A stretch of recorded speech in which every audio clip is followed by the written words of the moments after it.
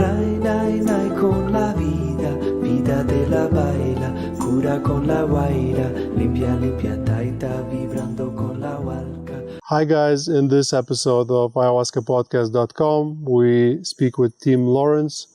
We talk about Hoffman process and we try to understand what it is and how it works. We talk about Tim's personal ayahuasca experience and personal growth.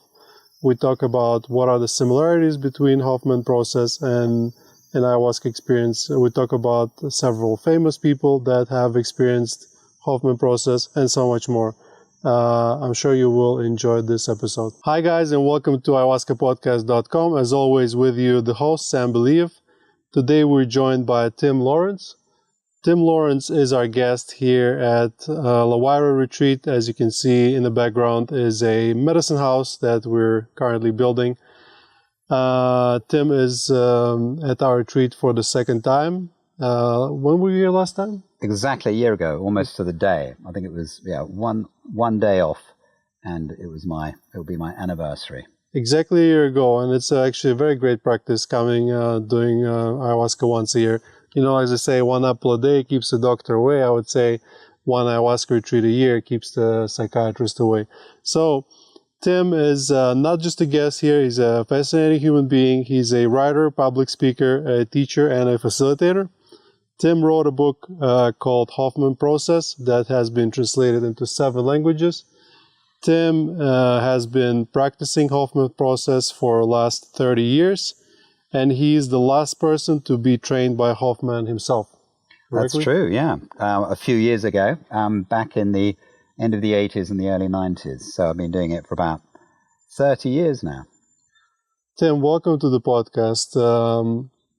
So tell us a little bit about yourself.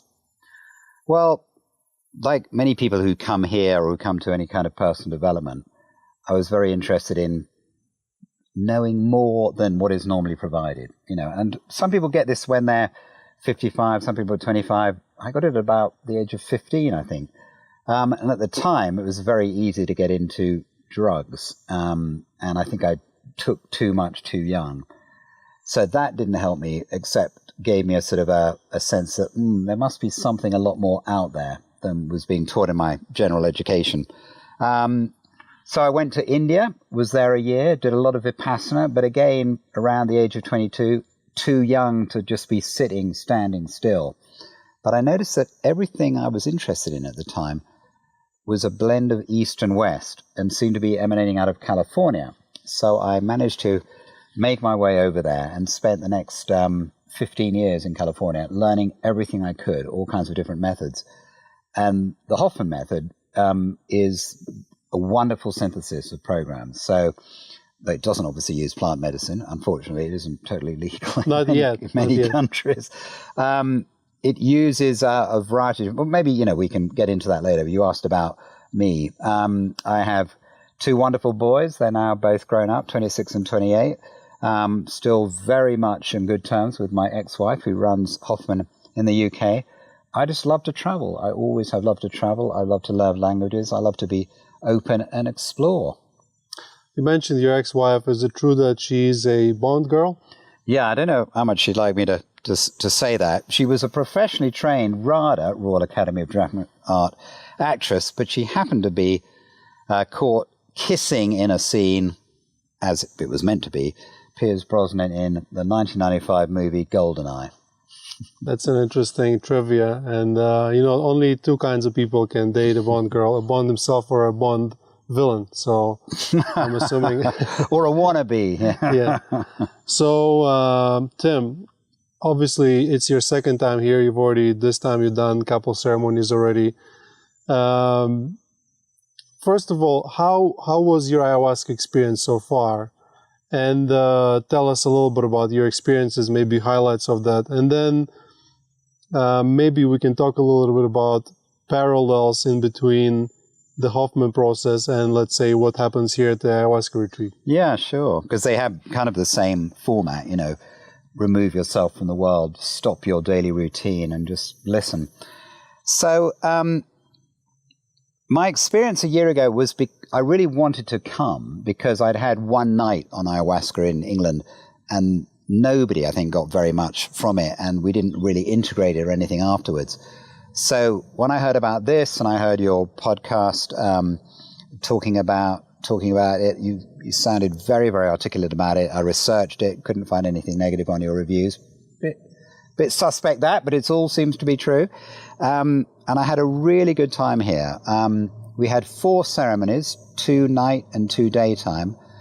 And we also had the word circles, whereby we got to integrate it. And as we went around in a group of 20 or so, we were able, I think, to hear just how different the medicine is for each different person, what it is they're reflecting through their own past, if they have trauma, if they don't have trauma, if they're just having perhaps a wonderful opening, a connect to themselves, others, the universe, call it what you will, of their experience.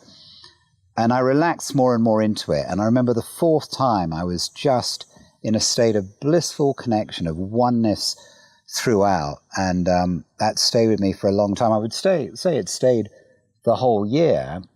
And the memory of this being not just a safe place, but a happy place made me really want to come back and, like a car or something, get a bit of maintenance.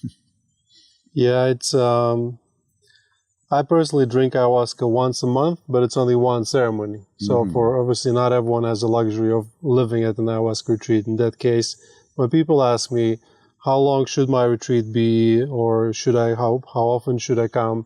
I say, if you have like a big issue you want to resolve, come and do a couple longer retreats. And then when you feel better, just once a year seems to be a very safe amount. It's funny you mentioned the reviews, because one girl recently said she was very suspicious as well. So many 5-star reviews. I think we're treading around 350 right now. She basically, after doing her retreat and obviously enjoying it a lot, she said she put us 4-star review, and in the comments said, I would put 10 if possible, but she added 4 stars, so it's so a it bit brings less it down suspicious. From Yeah. 5.0 to 4.98 or something. Yeah, something like that would be nice. It's a good problem to have. So you've been working with this Hoffman method for 30 years. The only thing I know about it is what I learned in preparation for this interview with information you provided. Can you tell listeners a bit more about that method and what drew you to it? Well, our byline is when you're serious about change. So it's a 7-day intensive retreat where people really go when they're fed up of being fed up, when they've had some issues that come up again and again and again. And usually they hear about it through word of mouth, because on that level of intensity, you kind of want to know somebody who's gone through it in order to be able to trust the various methods. I was attracted to it partly because friends of mine did it. And though I was in a sort of a set of people who emigrated either from Europe or moved from the New York area to the West Coast, we were really interested in what was going to make things change. We were dissatisfied. We wanted to know, was it an Indian guru? Was it a psychedelic substance? Was it a therapy thing? And this method seemed to combine lots of things together. Without going into the methodology, I can say that it looks at the physical, it looks at the emotional, it looks at the intellectual, rational, and it looks at the spiritual. In straight psychology, I was a little frustrated because a lot of it was about what was wrong with us. There was no sort of out there, everything is fine just as it is. In some of the methods, there was too much intellect, the analysis. Some of the things I'd done were pure emotions, which is great, but, you can get out your anger, or you can cry, or you can shout and scream. But I just needed something more to bring it all into place. And I think particularly with Hoffman, it talks about forgiveness. And I think you can get that as well a lot with the plant medicine. I hear a lot of people talking about getting understanding and forgiveness from the person who had issues with them as a child many, many years ago. So we're looking at all of that. I was attracted to it because I myself was suffering. There's a lot of addiction and pain in wanting to get away from pain in my family. My only brother had committed suicide after drugs. So there are many reasons why I got to do it. And yeah, we work with people who really want to work, who are dedicated to doing something about it.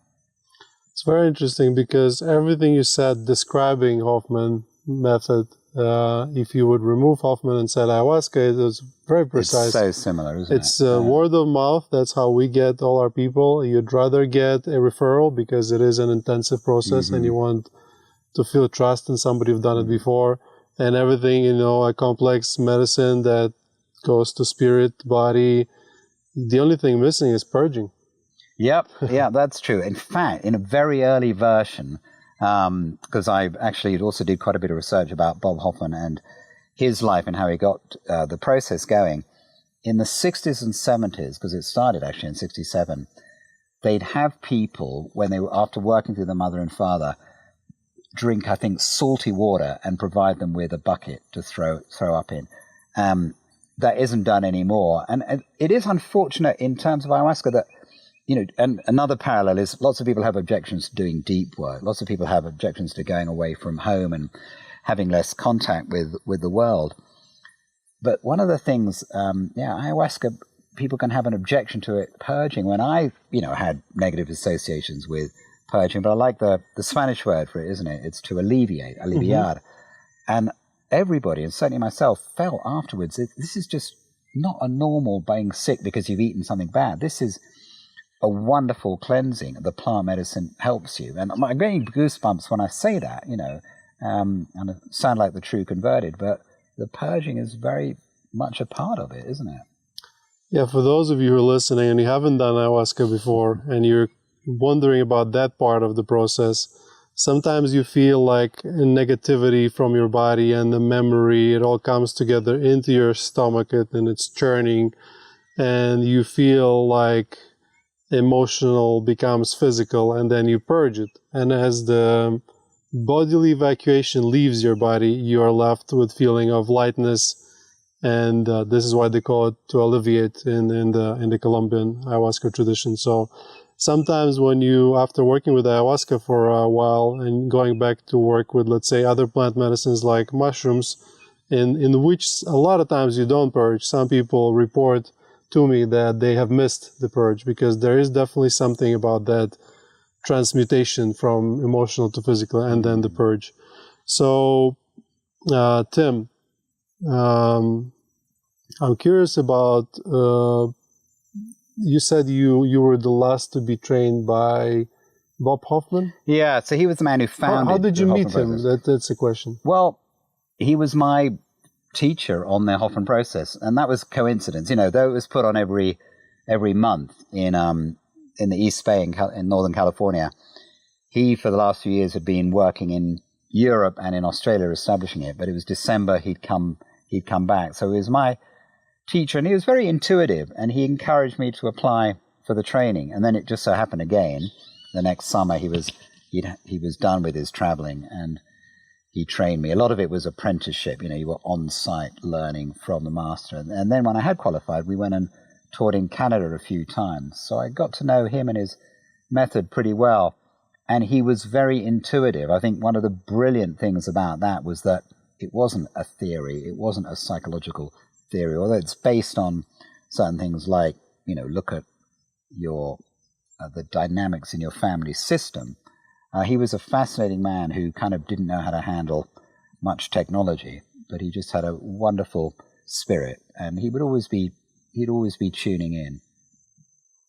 Sounds a bit like a shaman, He's maybe he had some kind of connection to the spirit. He quite enjoyed being called an urban shaman. He wasn't a sort of out there in the jungle or the desert kind of a shaman, but certainly people. And remember, this was in the Berkeley and San Francisco. There are a lot of people way out there, like Claudio Naranjo, who is known for doing many different things. He's now passed on, but a Chilean psychiatrist who talked a lot about using psychedelics.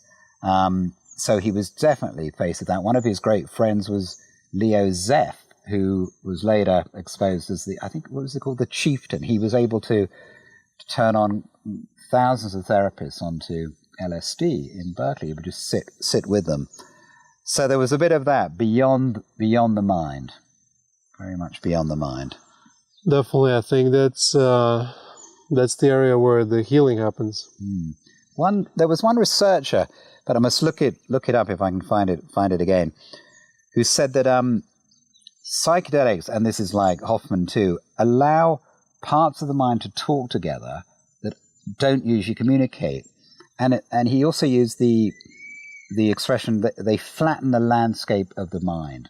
And I sort of see that as very bumpy parts in our, what Michael Pollan, who I think is wonderfully explained things in the book, How to Change Your Mind, he explains that so much of our time is spent in our default modal network. And in Hoffman, in meditation, in plant medicine, you manage to get out of that. Something grabs you and gets you beyond your normal anxiety or depression or fear. And so whatever we can do to help, it's sort of a reduction of the ego, isn't it? It's like the ego is very necessary for getting on in the world, but it so gets in our way. Yes, I like to explain to patients that come to the retreat is that ego is necessary and it protects you from the outside. And your ego is what brought you here.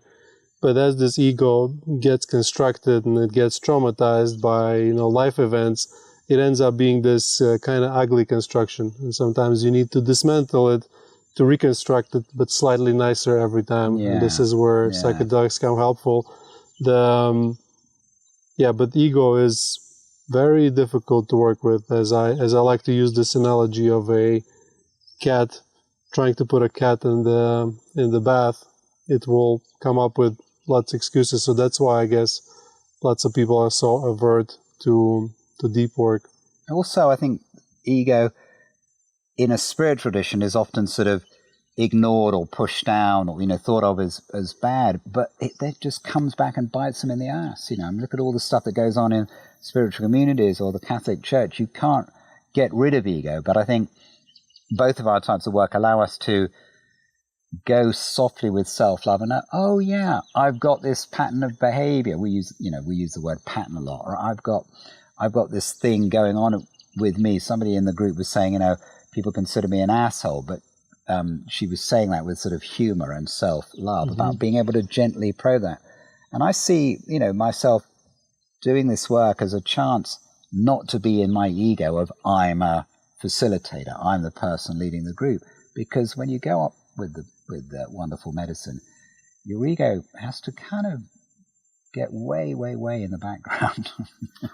Well, I must tell you, Tim, your ego is pretty much in check because it took me a year to learn about who you are and your achievements. And some people would say, my name is Tim, I am the founder, I'm this and that. And you've been very humble about who you are and what you do. And including, I said, Tim, I'm going to introduce you as a writer. And you said, no, I'm not a writer. Yes, you are a writer because you wrote a book and it's a pretty popular book. So my next question is, apparently Hoffman method is pretty popular. And can you tell us about the story about Orlando Bloom and Katy Perry?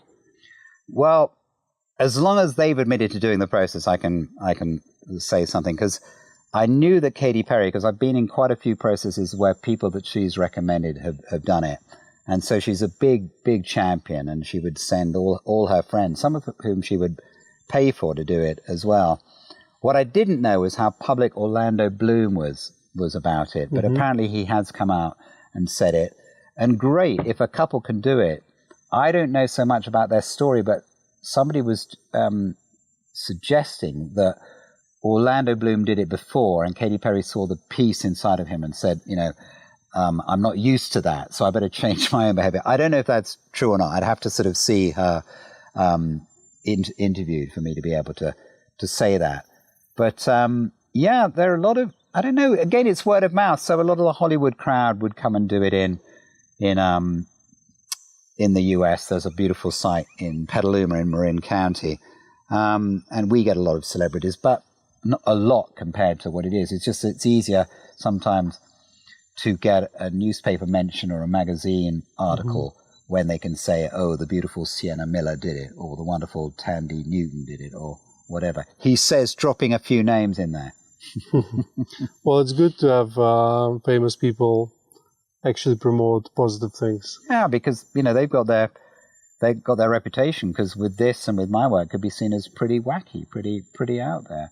But, if it affected them positively and they want, as you say, to affect a positive change, good for them. Kathy and Orlando, if you're listening, you are invited to La Huayra. Maybe then they can help us spread the word about, psychedelic renaissance and that it is medicine, not a drug. They talk about Hoffman method as a non-psychedelic experience. Yeah, no, it's funny that, and the more I found out about psychedelics, was obviously I knew them as a teenager, and then I left them for a long time, and then I was with the world of Hoffman. The connections are, we both allow people to go way beyond their normal way of seeing things. They can have a vision. We allow people to go beyond their past and forgive. We allow people to drop from their normal mindset and achieve a sense of calm. And at the same time, they may experience great fear on the way to experiencing great joy. The same gate over their heart that has kept them closed from feeling joy it's the same gateway that keeps them imprisoned in anger or sadness can open to joy. So there's a lot to unpack if you're willing to unpack it. Unfortunately, most of the world is happy to keep things very much on the down low, sedated with, the internet, junk food, TV, Netflix, whatever it is. I shared with you my somewhat crazy idea about combining those kinds of experiences, like Hoffman method or other kinds of self-work group setting events with ayahuasca. For example, I had this idea about maybe using some form of microdosing, whether it be ayahuasca or another psilocybin mushrooms or San Pedro, and then doing the work. If maybe that could be helpful to increase the efficiency or speed of opening up, or maybe depth you can go to. In your opinion, how does this two lines of self-work can be mutually beneficial, whether done together or separately? Let's say doing once a year doing ayahuasca and once a year doing Hoffman method. Okay, so how are they compatible? Well, firstly, Hoffman, in the countries we do it in, unfortunately, we can't even do microdosing. Did you ever see that program, 9 Perfect Strangers, with Nicole Kidman? That's where she does sort of personal development work and gets them to do lots of stuff about their parents, but then she microdoses them with psilocybin smoothies in the morning. And I joke sometimes at the start of the process, by the way, guys, I'm sorry, you won't be getting any smoothies. What we can do, or what you can do, and what wonderful academy in California is doing, is training people to assist as trained therapists and use psychedelics.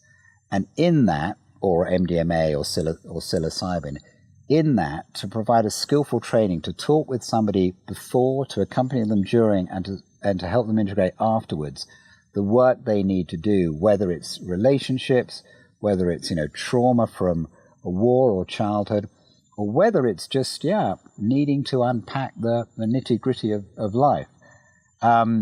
So I would say it needs to be done skillfully, because as you know, you can't just do this on your own. It really does need guidance.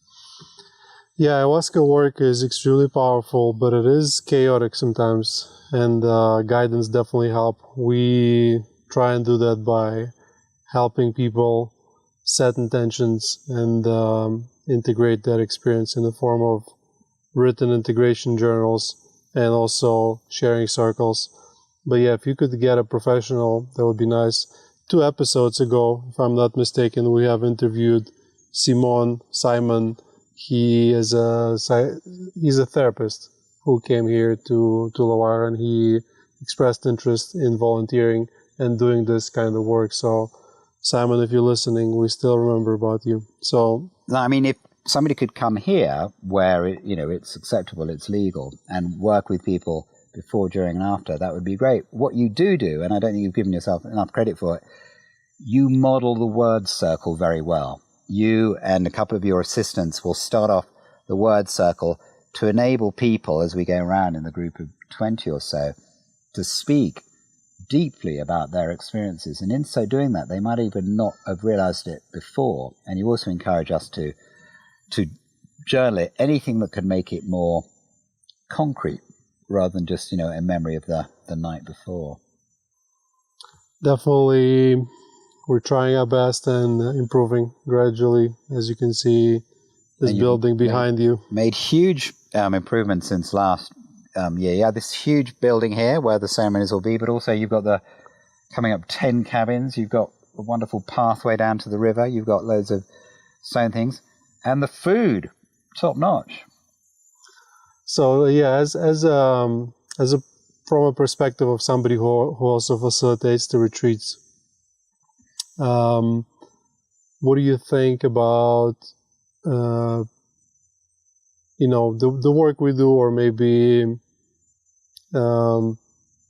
just generally, what do you think is the future of those plant medicines, and how does it make you feel? Like, is it optimistic, or? I think even in the last few years, we've seen a great acceptance of them. Gabor Mate gets mentioned quite a bit, and his books sell hugely. He has huge turn-ups for his talks and his coaching. I think he does a whole program, and his podcasts, and other people too. And I think, is it legal now in Austria or Portugal, or, it's legal in a religious sense in Brazil and the US.